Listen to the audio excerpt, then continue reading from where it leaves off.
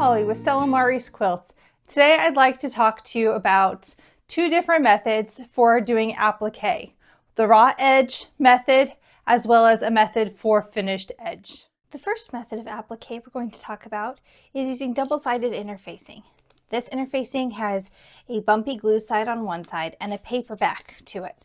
For this, you trace the shape that you're going to use, place it so that the glue side is towards the fabric, iron it down, and then cut around the shape. Now that I have it ironed on, I'll just go ahead and trim around, and then you'll just go ahead and peel off the paper backing. Sometimes it's easier to do it by folding over a corner so that the paper comes down, or you could score the center with a pin and tear it open from the center. You might be able to see that it's now shiny right here, and that's because that's the glue. So this will then go face down on my fabric, and then you'll just hit it with the iron, following your manufacturer's instructions.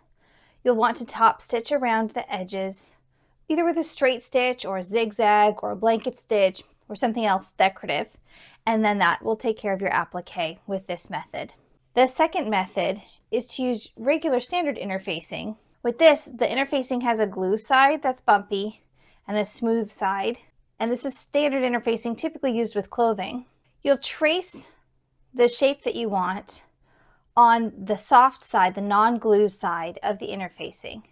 You'll then put this so that the glue and the right side of the fabric are together, and you'll stitch on the drawn line. I'm going to trim away excess fabric, leaving a seam allowance of about 1/4 inch. I'm going to cut a little closer at the points just to help with the bulk. Now carefully, I'm going to separate the fabric and the interfacing. Put a little cut in that interfacing. I'm going to flip it right side out. You can use your finger. I find that I do have a turning tool. I also find that my tweezers just squeezed together are really great for pushing out corners. Just make it nice and smooth.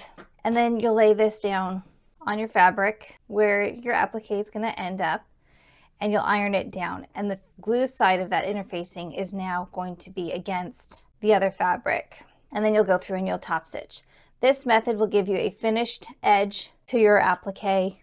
The previous method with the double-sided gives you a raw edge for your applique.